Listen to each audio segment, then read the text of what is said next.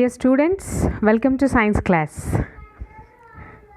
Today we are going to learn about our third chapter, animal fiber. And in the last class we have seen silk and how the silkworm produces silk and all. In this class we will see one more animal fiber, that is wool. Okay. See, first let us see what is the meaning of fiber. Fiber means it is a material which is available in the form of a thin and continuous strand is called fiber. Okay nana, మన clothes ఎలా ఉంటాయి, మన బట్టలు ఎలా తయారవుతున్నాయి? From fibre. Okay, fibre అంటే దారపోగు అని. ఓకేనా, మన థ్రెడ్ ఎలా ఉంటుంది, మనం దారాలు చూస్తుంటారు కదా, అలాంటివి చాలా ఉంటాయి ఒక ఫ్యాబ్రిక్లో. So that is called fibre. And there are two types of fibers. One is natural fiber and man-made fiber or synthetic fiber. Natural fiber ante naturally ga manaku available ga untadi kada, alanti fiber. Examples entante cotton. Cotton is a natural fiber endukante plants are natural kada. So the cotton, wool and silk, jute, these are all natural fibers because they are naturally available in the nature. So they are natural fibers. And the second type is the man-made fibers. అంటే ఆర్టిఫిషియల్గా తయారు చేసిన fibres అనమాట. అంటే by using chemicals, polymers. For examples of man-made fibers or synthetic fibers or artificial fibers are nylon, polyester. These are all polymers, these are all chemicals, so they are man-made. We don't get them naturally, they should be made, artificially made. Okay, these are man-made fibers or synthetic fibers. Okay, so there are two types of fibers, one is natural fiber and man-made fiber. Okay, next one, types of fibers. See here, natural fibers, as I said, the examples of natural fibers are cotton, jute, silk and wool. We have seen silk in the last class, and you have studied about cotton and jute in 6th class. You might have studied, I think. Okay, in 7th class, silk, and they have given animal fibers, the silk and wool. Okay, in the last class we have seen silk. In this class we will study about wool. Okay, next, man-made fibers. Man-made fibers means they are synthesized artificially in laboratory. అంటే laboratories అంటే తెలుసు కదా, chemicals అవన్నీ ఉంటాయి కదా నాన్న, అక్కడ with help of chemicals they will prepare fabric artificially. So ఎవరు తయారు చేస్తున్నారు? These are made by man. That is why they are man-made fibers. Okay, the examples of man-made fibers are nylon, acrylic, terylene, terrycotton, polyester, etc. Okay nana? Okay, so these are the types of fiber.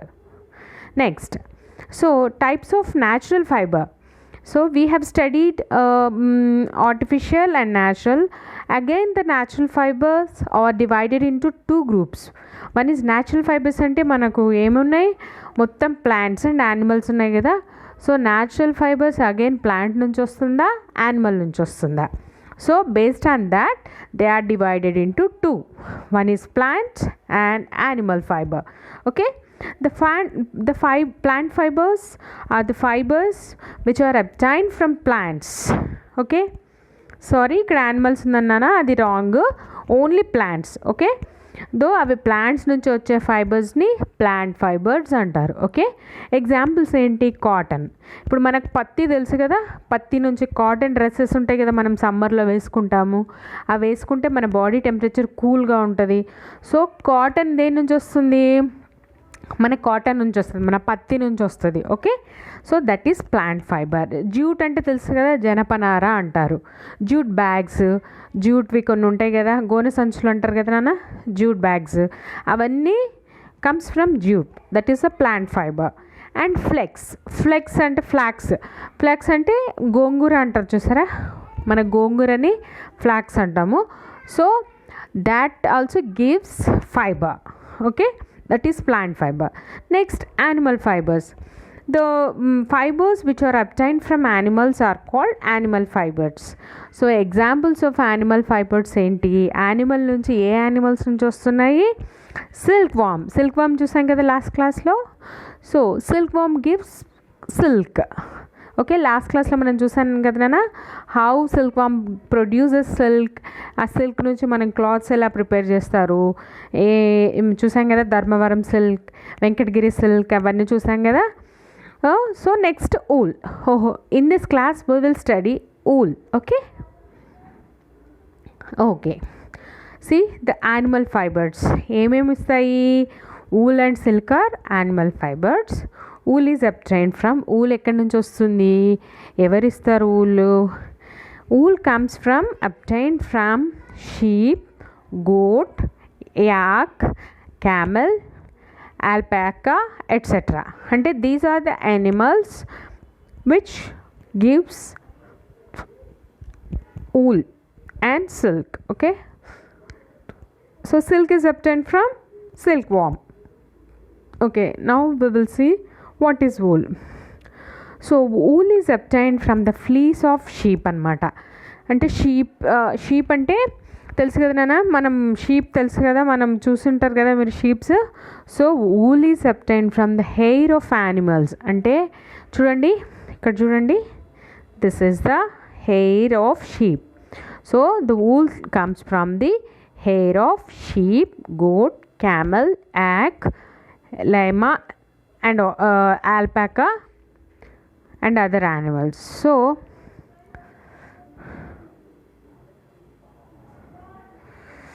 wait, sorry to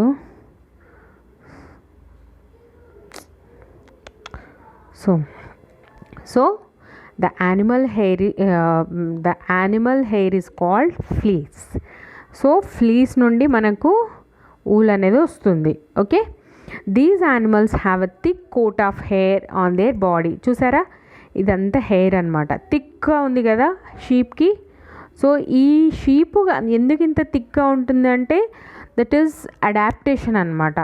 so ఏంటంటే మనకు sheep అది చల్లగా ఉండకుండా అది temperature control కోసం ఈ hair అన్నది దానిలోకి యూజ్ అవుతుంది. సో ఈ హెయిర్లో ఏమవుతుందంటే the air traps in the hair అనమాట. అంటే ఎయిర్ అన్నది ఆ షీప్ హెయిర్లోకి వెళ్ళిపోయింది అనుకోండి, ఆ ఎయిర్ లోపల ఉండిపోయేసి లోపల ఉండే బాడీ హీట్ బయటికి రాకుండా కంట్రోల్ చేస్తుంది అనమాట. సో ఏమవుతుంది, లోపల ఉండే మన బాడీలో ఉండే హీట్ మనకు బయటికి రాకుండా ఉంటే ఏమవుతుంది, మన బాడీ అన్నది హీట్గా ఉంటుంది. అంటే చలికాలంలో కూడా అవర్ బాడీ క్యాన్ ఏమంటారు తట్టుకోగలదన్నమాట. సో చల్లటి ప్రాంతాల్లో ఉన్నప్పుడు ఈ హెయిర్ ఇదంతా adaptation. So this is fleece. Hair of animal is called fleece. So ఇప్పుడు మనకు ఊల్ దగ్గర నుంచి వస్తుంది, ఫ్లీస్ నుంచి వస్తుంది. Fleece or hair of animals. So దేనికి యూజ్ అవుతుంది? The thick hair is helpful to keep the body warm. Okay, and protect them from harsh cold. అంటే కోల్డ్గా ఉందనుకోండి, due to the presence of heat it can withstand the low temperatures. Okay, see animal wool మన ఇండియాలో కూడా ఏంటి చాలా varieties of sheeps ఉన్నాయి, varieties of breeds of sheeps ఉన్నాయి. So they produce different kinds of wool అనమాట. So the sheep wool is most common wool. అంటే ఎక్కువ ప్రొడ్యూసింగ్ ఏంటి, wool producing animal is sheep. So Angora wool or actually Angora wool అన్నది good quality of wool అనమాట. So the good quality of wool is obtained from merino sheep or Angora goat. దీన్ని ఏమంటారమ్మా? Angora wool అనేది angora goat నుంచి వస్తుంది. అది ఎక్కడ ఉంటుందంటే జమ్మూ అండ్ కాశ్మీర్లో ఉంటుంది. It gives soft wool. Wool again divided into course wool and soft wool అనమాట. అంటే ఊళ్ళో కూడా కొంచెం గరుకుగా ఉండేది ఊల్ ఉంటుంది, అండ్ కొంచెం ప్యూర్ ఫామ్లో సాఫ్ట్గా ఉండే వూల్ ఉంటుంది. So soft wool Angora wool అన్నది very soft wool. Angora goats నుంచి అంగోరా ఊల్ వస్తుంది. It is very soft wool and it is used for making shawls.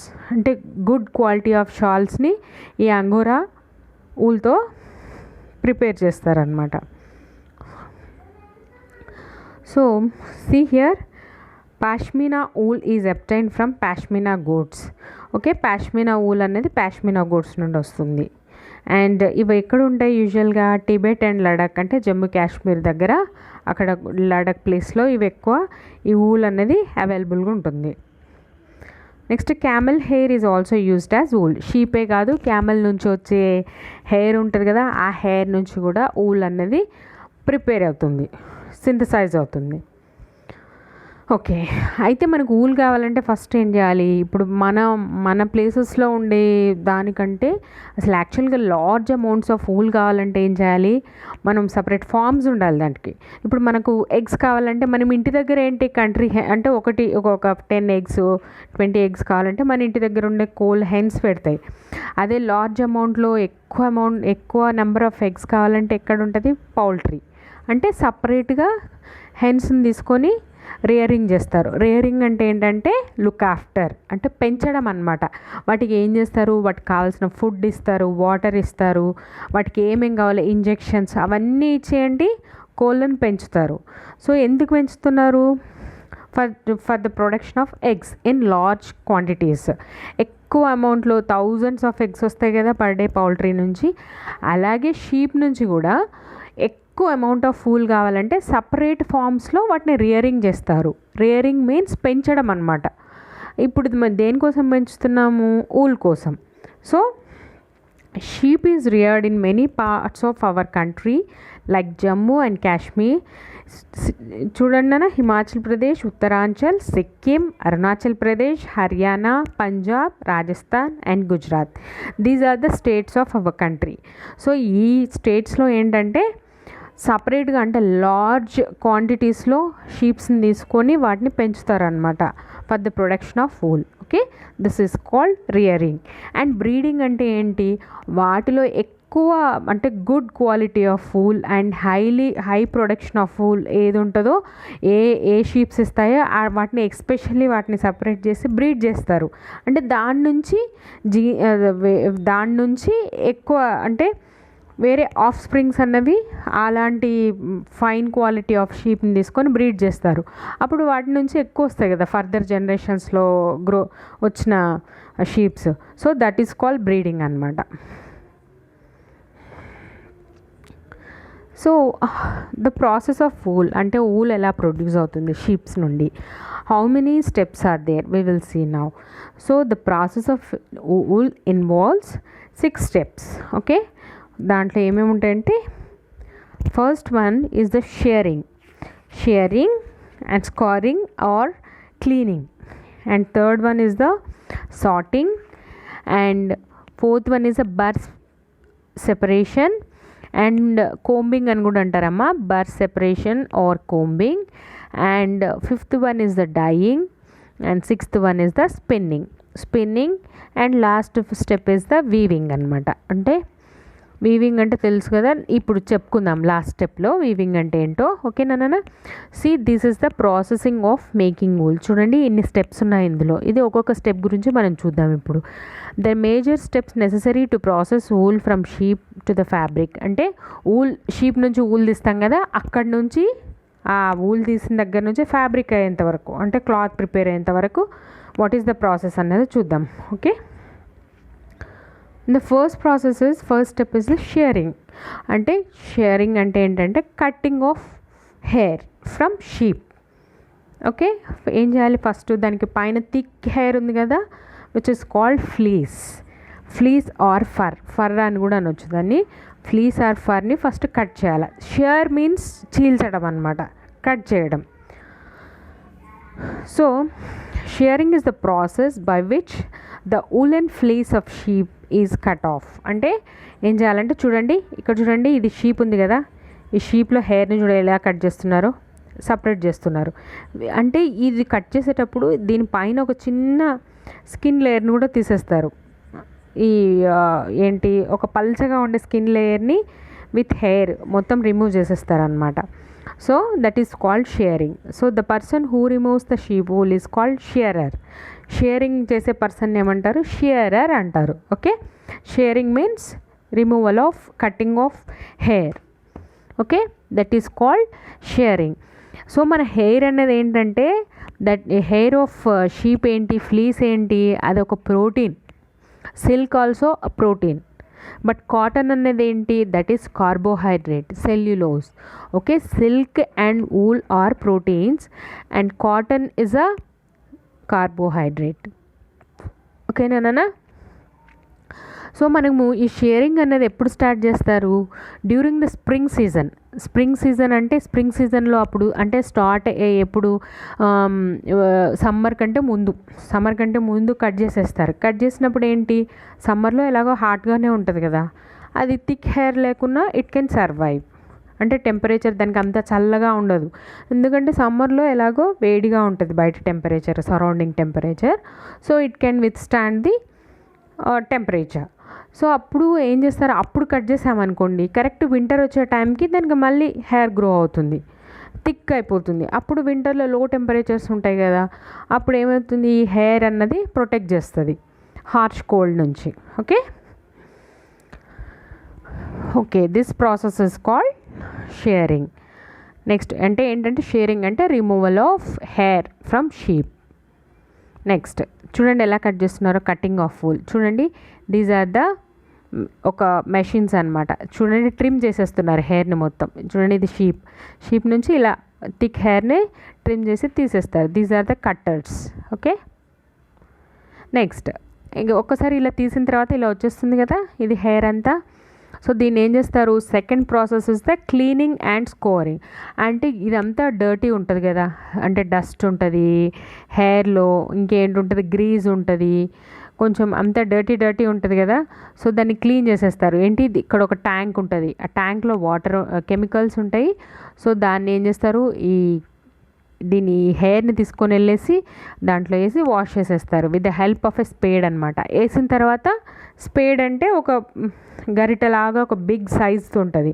So దాంతో ఏం చేస్తారు, మొత్తం కలిపేసినప్పుడు ఆ కెమికల్స్ ఉంటాయి కదా, ఆ డర్ట్ అండ్ గ్రీజ్ని రిమూవ్ చేసేస్తాయి.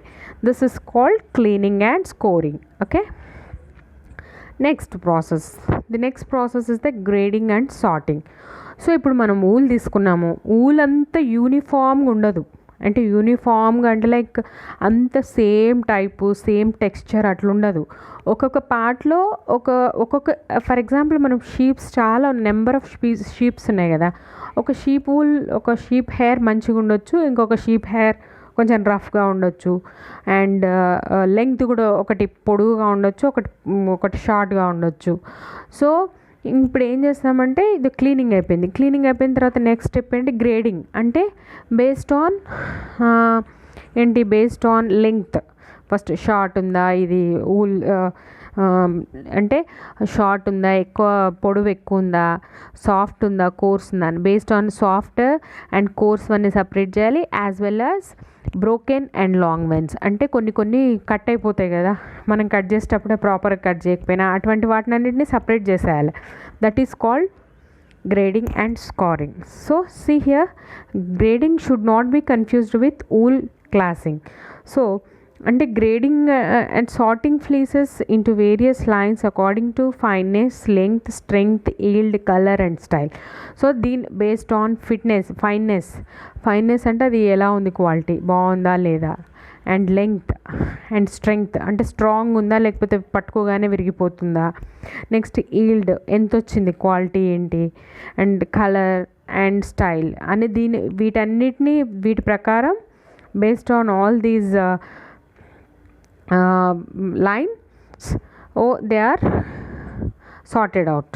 Okay, this is called grading and sorting. అంటే ఏంటి లేదు నాన్న, మంచిదిగా చెడ్డదా, సాఫ్ట్ ఉందా అండ్ హార్ష్ అది కోర్స్ ఉందా, బేస్డ్ ఆన్ దానిని బట్టి సపరేట్ చేయడాన్ని గ్రేడింగ్ అంటారు. Next is the carding and also combing అని కూడా అనొచ్చు అనమాట. ఇప్పుడు మొత్తం మనం సపరేట్ చేసాం కదా, ఇప్పుడు సపరేట్ చేసిన దాన్ని పైల్స్ లాగా, అంటే ఒకదాని మీద ఒకటి మనం టొబాకో చేసేటప్పుడు పైల్స్ వేస్తాం కదా, మనం బేల్స్ అంటాం కదా, అలా చేసి పెట్టేసిందాన్ని. ఇప్పుడు ఏం చేయాలంటే నెక్స్ట్ స్టెప్ ఏంటంటే చూడండి, ఇలా సాఫ్ట్గా చేసి అంటే ఇలా అది రోల్ అయ్యే టెక్స్చర్కి వచ్చేటట్టు కార్డింగ్ చేసేస్తారు. సో చూడండి, short stapled pieces of wool which results from the carding process spun and woven to make a standard quality of fabric. అంటే ఇలా చేసేస్తారు. అంటే రఫ్గా అట్లా ఉన్నదాన్ని మనం ఫ్యాబ్రిక్ చేయడానికి, ఇప్పుడు దారాలు లాగా చేయడానికి ఎలా కావాలో అట్లా ఈ మెషిన్లో వేసేసి దానికి కార్డింగ్ చేసేస్తారు. ఓకే, నెక్స్ట్ ఇలా అయిపోయింది కదా, సాఫ్ట్గా అంత ఊలు ఇట్లా మంచిగా అయింది కదా. దీన్ని ఏం చేస్తారు, next step is the dyeing. After sorting and picking out burrs, అంటే డస్ట్ అవన్నీ ఉంటే తీసేస్తారు కదా నాన్న. ఈ స్టెప్లో ఏంటంటే ఏదైనా లీవ్స్, ట్విగ్స్, అలా ఏమైనా డర్ట్ ఏమైనా ఉండొచ్చు కదా షీప్స్లో. సో అలాంటివన్నీ తీసేసి ఇలా చేసేస్తారు. తర్వాత నెక్స్ట్ స్టెప్ ఏంటంటే డైయింగ్. అంటే మనకు కావాల్సిన కలర్లో డైస్ యూజ్ చేసి డిఫరెంట్ కలర్ ఆఫ్ ఫ్యాబ్రిక్ని చేయడాన్ని డైయింగ్ అంటారు. ఓకే,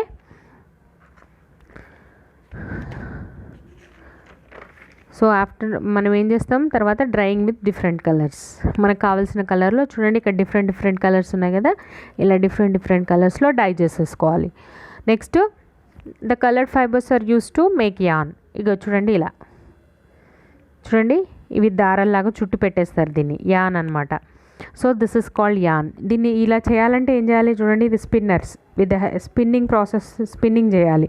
స్పిన్నింగ్ చేయడం అంటే ఇప్పుడు ఇక్కడ సపరేట్గా ఉన్నాయి కదా ఇవి వీటన్నిటిని ఒక మిషన్, ఒక స్పిన్నర్, ఈ మిషన్ ఉంటుంది కదా, దీనికి చూసి ఇలా రౌండ్గా ఎలా చేస్తున్నారు చూడండి.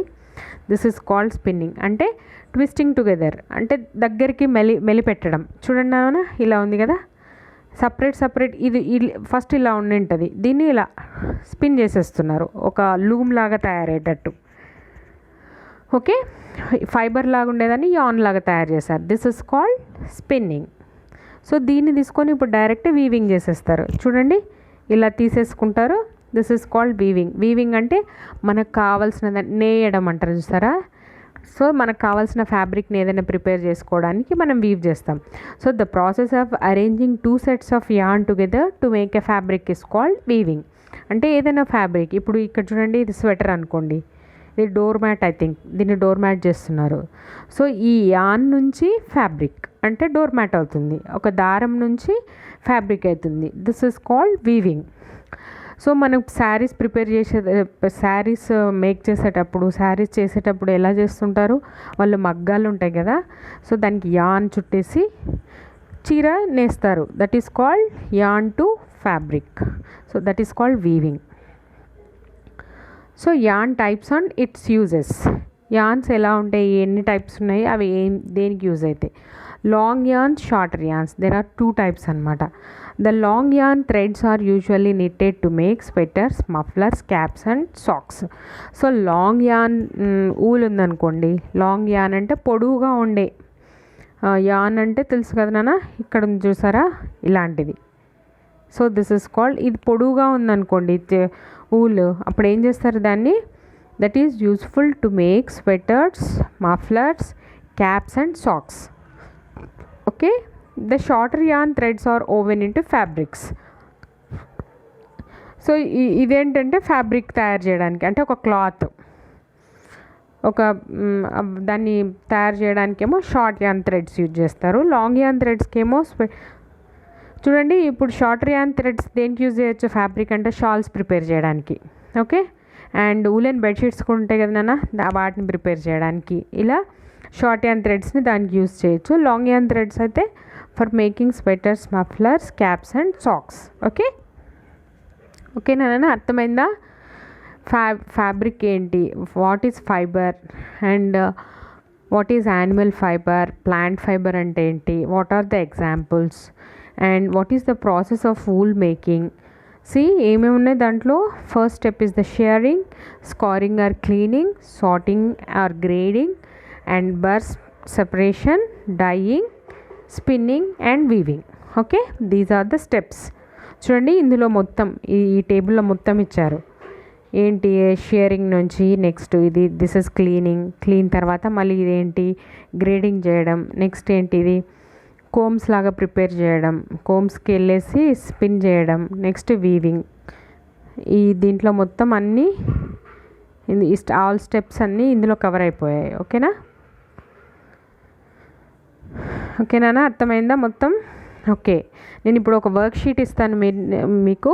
ఆ వర్క్ షీట్ కంప్లీట్ చేసేసి సెండ్ చేయాలి మళ్ళీ. ఓకేనా? Hope you understood and stay home, stay safe. Okay, bye, take care, have a nice day.